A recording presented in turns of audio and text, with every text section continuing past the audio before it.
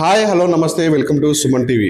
విద్యార్థులకి అంటే విద్యాభ్యాసం నేర్పిస్తూ మంచి మాటలు చెప్పే ఉపాధ్యాయుడు నేడు కాషాయం ధరించి మాసిపోయిన గడ్డం పెంచుకొని అంటే సంబంధించిన మంత్రాలు వల్లిస్తూ మంత్రాలు జపిస్తూ అమాయక ప్రజల్ని మోసం చేస్తూ నేడు అంటే కురిపల్లి శిష్యుల్లో మెట్లెక్కి కటకటాలు వెనుకబడ్డాడు.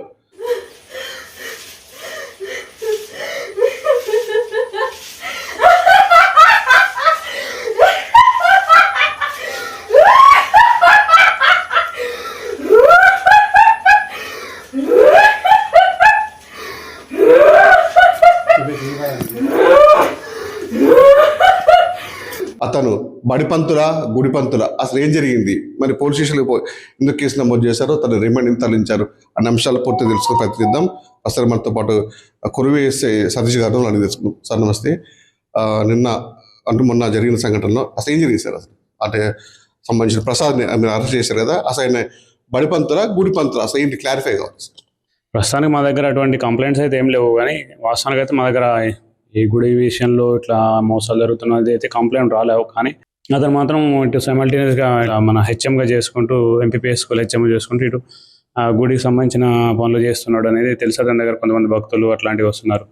ఇట్లాంటి అయితే తెలుసు కదా. రిమైనింగ్ యాక్టివిటీస్లో మాకు ప్రజెంట్ అయితే ఎటువంటి కంప్లైంట్స్ రాలేదు. ప్రస్తుతానికి అయితే ఎటువంటి కంప్లైంట్స్ రాలేదు. అట్లాంటి ఏమైనా వచ్చినా కానీ మేము దాని మీద దృష్టి సారిస్తాం. గతంలో ఈ ప్రతాప్ మీద కూడా మహబాద్ ప్రాథమిక పాఠశాలలో అంటే ఇక్కడ ఉన్నటువంటి బందెల దొడ్డి సంబంధించినటువంటి గడ్డలు కూడా మీద ఒక కేసు అయింది, ఫోక్సో కేసు. అంటే పిల్లలపై అబ్యూజ్ చేస్తుంటూ లేని చిత్రం చూపిస్తుందని చెప్పేసి అప్పుడు కూడా అతను కట్టేసి కొట్టే సందర్భాలు కూడా మీద కేసు కూడా ఉంది. అట్టించి మళ్ళీ తను రాజులు కొరివికి వచ్చాడు. ఇలాంటివి ఏమన్నా మీరు వీళ్ళకి వచ్చేవన్నీ?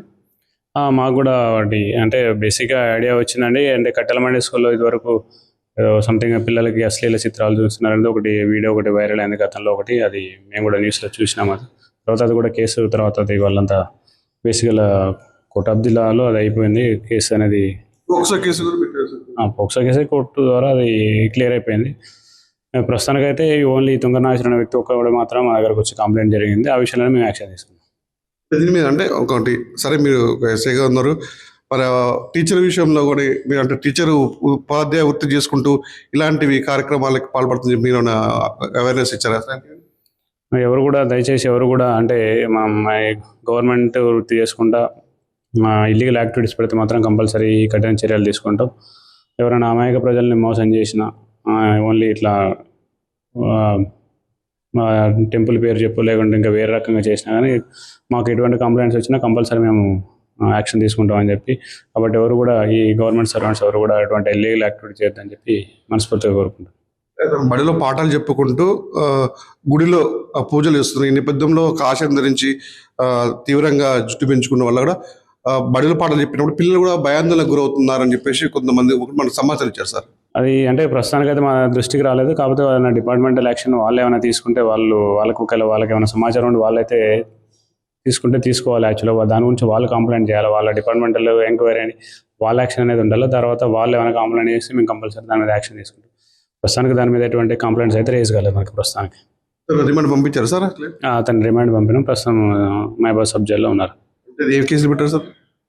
చీటింగ్ థ్రెటనింగ్ కేసులు బుక్ చేసినాం. మొత్తానికైతే కొరివేసే గుండా సతీష్ గారు చెప్పిన వివరాల ప్రకారం తనపై చీటింగ్ కేసు పెట్టాం. ఆయన బడిపంతులు గుడిపంతులు అతనికైతే కటకటాల వెనకైతే పోయాడు. మరి అతను కూడా చెప్తున్నారు అంటే విచిత్ర వేషధారం వేసుకొని అంటే తెలంగాణ కాదు భారతదేశంలో ఉన్న 2వ కామాఖ్య దేవాలయం అని చెప్పేసి ఒకటి ఇక్కడ నిర్మించుకొని ఒకరికి వచ్చే భక్తులని మాయమాటలు చెప్పి పూజలు చేస్తూ వాళ్ళ దగ్గర డబ్బులు వసూలు చేస్తున్నాం. అదే క్రమంలో కూడా లోకల్లో ఉన్నటువంటి వ్యక్తి నాగేశ్వరం దగ్గర వ్యక్తి కూడా 10 లక్షలు తీసుకొని ఖమ్మంలో ఫ్లాట్ కొనుక్కొని చెప్పేసి తను మోసపోయారని తెలిసి పోలీసులను ఆశ్రయించాడు. దీని ద్వారా కూడా తీగలాగితే దొంగ కలిగిన విధంగా కూడా ఇప్పుడే తన రిమాండ్కి పోలీసులు తరలించారు. పూర్తిగా విచారణ చేస్తే మరిన్ని అంశాలు కూడా మన ముందుకైతే వస్తాయి.